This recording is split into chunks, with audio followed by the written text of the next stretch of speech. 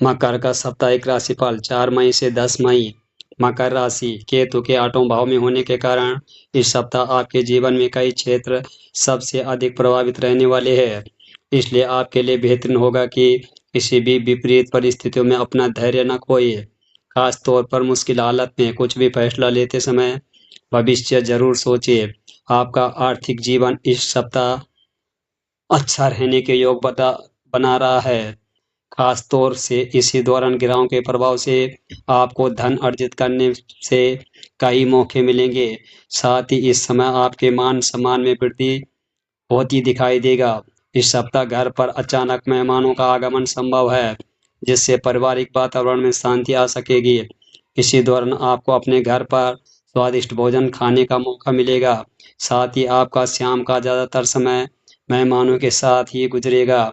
राहु के दूसरे भाव में होने की वजह से इस सप्ताह कार्यस्थल पर वरिष्ठ अधिकारी और आपके बॉस गुस्से के मोड में होंगे, जिसके चलते हुए आपके हर काम में कमी ढूंढते दिखाई देंगे।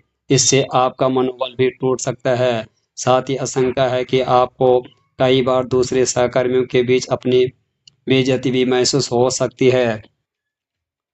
कई छात्रों के पास इस सप्ताह बहुत सा खाली समय होगा, जो इसका सदुपयोग कर अपने ज्ञान में वृद्धि कर सकता है। खाली समय को सोकर या दोस्तों के साथ मौज मस्ती करते हुए बर्बाद ना करें, बल्कि किसी पुस्तक को पढ़े या आप किसी कोर्स में दाखिल लेकर भी अपने समय का उचित उपयोग कर सकते हैं।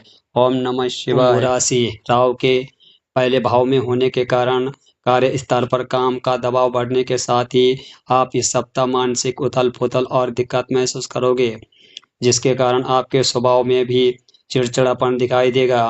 केतु के सप्तम भाव में होने के कारण इस सप्ताह आपको खुद को हर प्रकार के संदिग्ध आर्थिक लेन देन से दूर रहने की सलाह दी जाती है।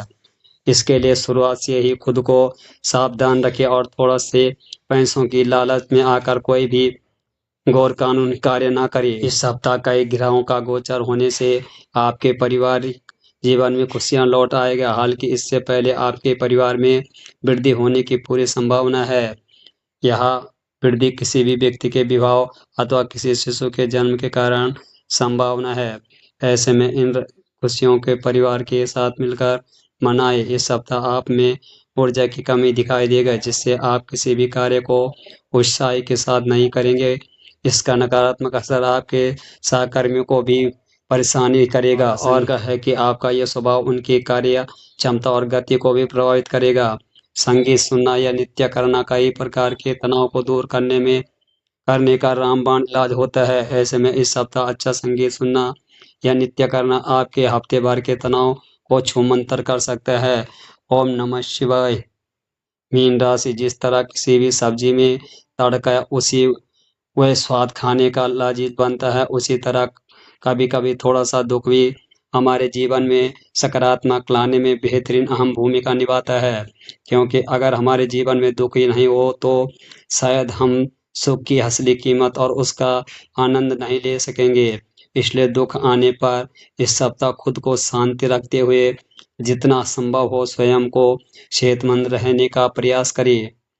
बृहस्पति के चौथे घर में होने की वजह से इस सप्ताह आपको अचानक से धन लाभ होगा, जिससे आप अपनी आर्थिक स्थिति को काफी हद तक मजबूत करने में सफल होंगे और इसके परिणाम स्वरूप आप अपने घर के किसी सदस्य की आर्थिक मदद करने का फैसला भी ले सकते हैं।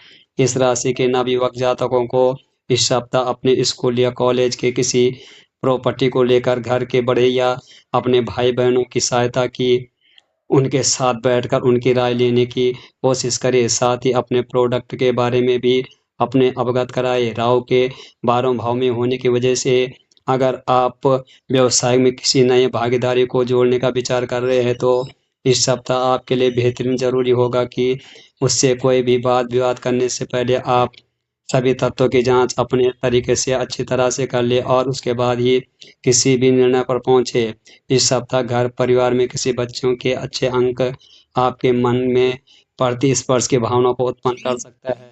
बाद आप अपना जो समय पहले अधिक टीवी पर देखकर या खेल कूद करके बर्बाद कर रहे थे, उसे आप सही दिशा में लगाते हुए पढ़ाई लिखाई करते हुए दिखाई देंगे। आपके अंदर अचानक आए इस सकारात्मक बदलाव को देखे आपके घर वालों को भी आनंद और खुशी की अनुभूति होगी। ओम नमः शिवाय।